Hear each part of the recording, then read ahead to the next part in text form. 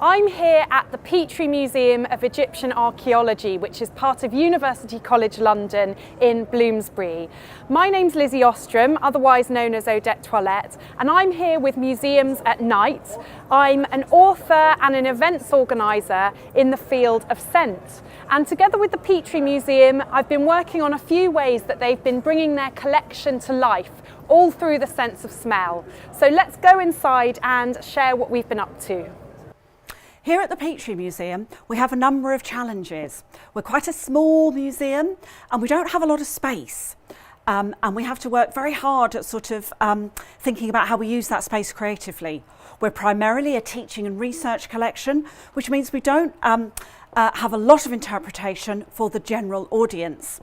We've been working very hard to attract new audiences into our museum, and one way that we do that is working with someone like Odette Toilette and using the scent as a way into our collection and our artefacts. So in a museum like the Petrie here, we've got over 80,000 objects behind these glass cabinets. But what's another way that we can get to know the collection, to experience it? Well, smell is actually a great way of doing that, mainly because it's so visceral. And by starting to think about the use of some of these items, whether that's a pot or an incense burner, and then being able to sample a recreation of that scent, it's a completely different way of actually relating to the object. We have done quite a lot here at the Petrie with smell, haven't we? We've used every possible opportunity. That's right, we've really exploited the use of scent. We've seen something like 60% new audiences at each of our events, so it's been really positive for us to work with you, Odette. I remember we had Theda here, Theda Bara, who played Cleopatra Fame. In fact, she's got a lotus flower there.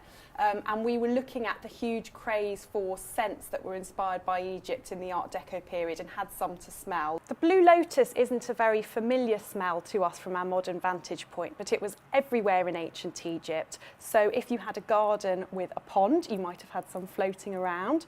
You might have been drinking wine that was infused with the Blue Lotus, and it's used for ceremonial use in incense, in perfume oils, and even is depicted an awful lot in art and in the tombs of various mummies. So what did it smell like? Well, it's a little bit like a very hypnotic floral, almost like the flowers on the turn. It's got something about it that's a little bit like a banana peel, where you've got it bashed about a bit and it's gone a little bit bruised. And then there's this element of it that's really medicinal and viscous and deep. Smelling the Blue Lotus was so exciting, wasn't it? Or was it Pink Lotus, because you can't get Blue Lotus? I can't remember. Yeah. But all audiences in the feedback loved that idea that you could actually smell and listen at the same time and learn something. And then what we did after one of the events is we had the perfume trail.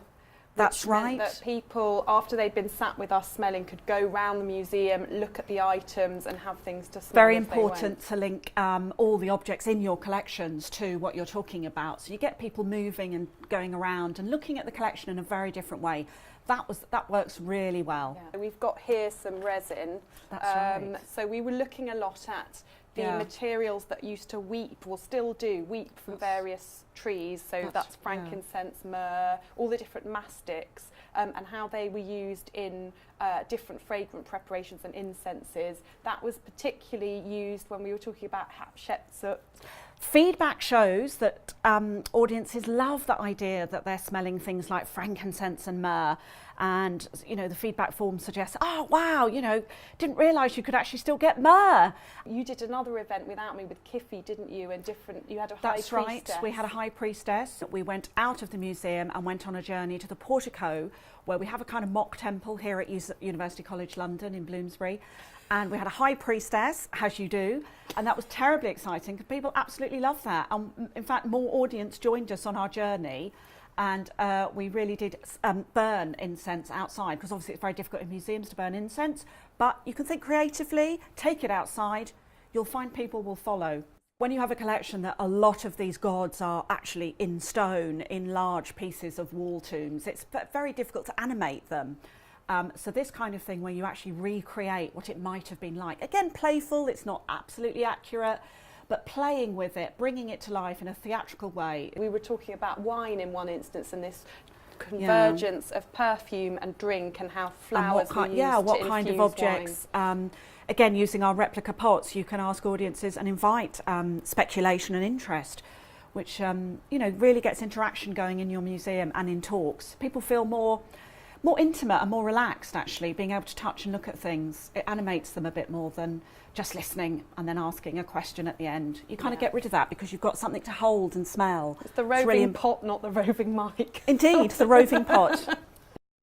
What's great about smell is that it's very sociable.